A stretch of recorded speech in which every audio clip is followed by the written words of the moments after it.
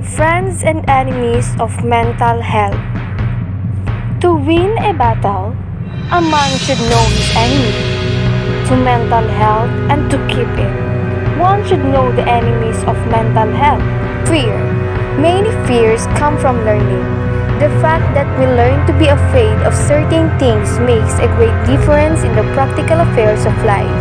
If all fear were inherited, as indeed some fear seems to be, then we could merely try to control them as well as possible. A fear, like any other faulty learnings, can be overcome by learning a new reaction. Although this learning and relearning takes more time than good correct learning from the start. Conflict. There are mental as well as physical conflict. Conflict is almost unavoidable, human nature and a fair being as they are. But many persons allow much unnecessary conflict to enter their lives. Besides, the setting of a mental conflict, once it arrives, is uncertain and disastrous. Worry.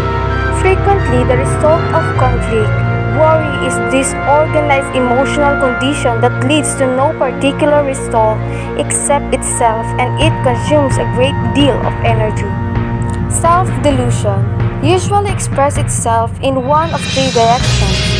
First, there is self-condemnation. It is a misuse of the healthy habit of being willing to recognize our own faults and think to alter them.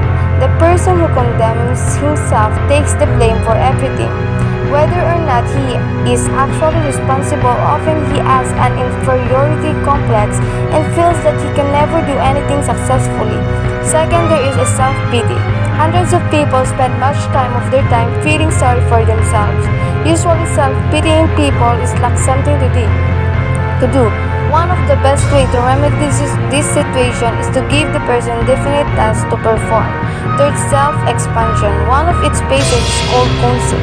The best way to combat self-expansion is to encourage criticism by other of your own conduct, personality, and character traits. Lack of work. All work and no play makes Jack a dull boy. The saying goes, but all play and no more makes Jack a nuisance to himself and to everybody around him. Many times you hear someone wish that he had enough money so that he would never have to work and could always spend his time doing anything that he wanted to do.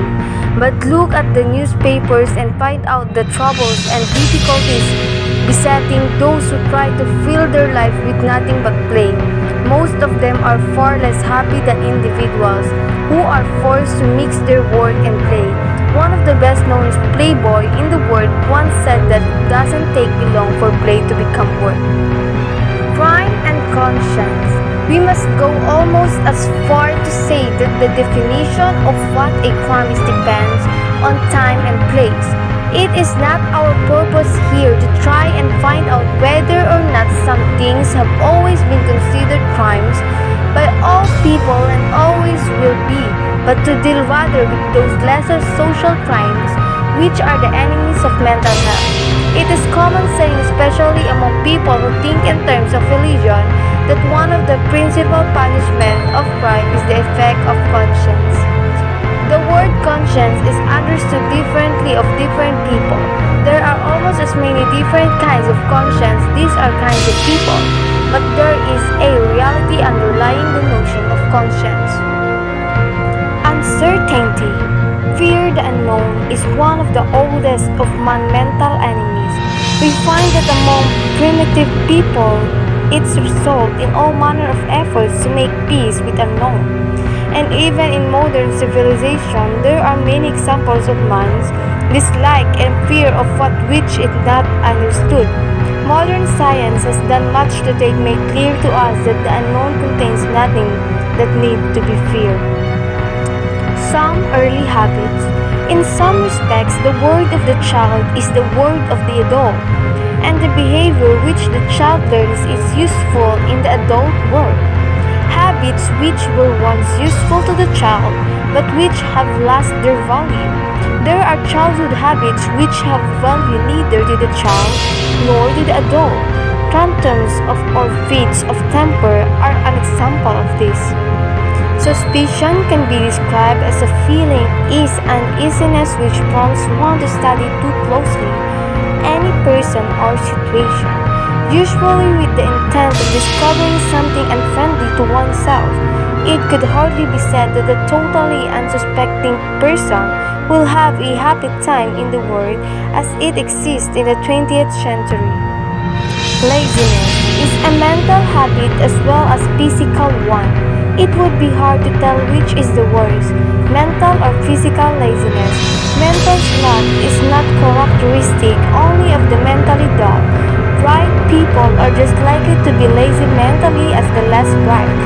One of the dangers of mental laziness is that it grows and feeds upon itself. Friends of mental health.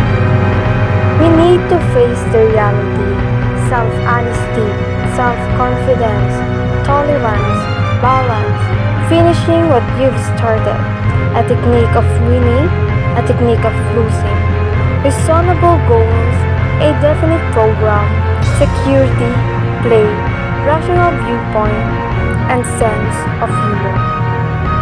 This is all important to improve our mental health. It can help us to be a better person and to live a happy life.